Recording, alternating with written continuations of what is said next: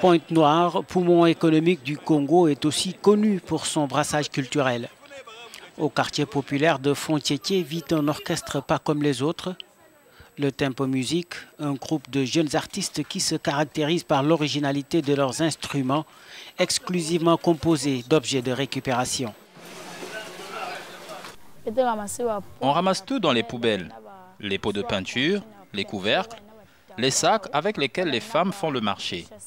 On récupère aussi des objets en caoutchouc et avec tout ça, on fabrique nos instruments. Autre particularité de l'orchestre, la batterie gérée par une fille, Michina, qui se passionne pour cet instrument depuis ses 2 ans. Ma mère souhaite me voir continuer dans la musique, mais mon oncle s'y oppose.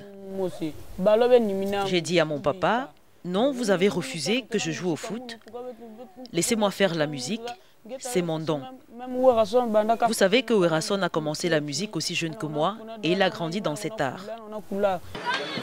Tous scolarisés, ces musiciens profitent des week-ends et des vacances scolaires pour vivre leur passion dans les principales artères de Pointe-Noire.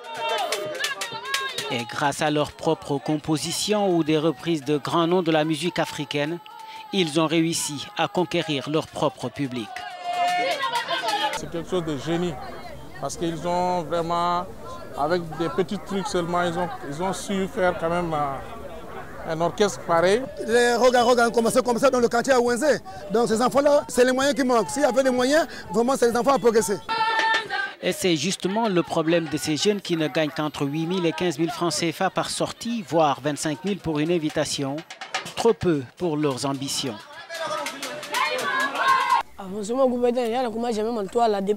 Notre groupe n'avance pas. On a commencé en 2011, à l'âge de 6 ans. Nous voici en 2018, mais rien n'a évolué. On a besoin d'un soutien pour jouer sur de vrais instruments comme les occidentaux. On veut aussi être connu et voyager hors du pays. Ces artistes en herbe ont déjà composé près d'une quinzaine de chansons.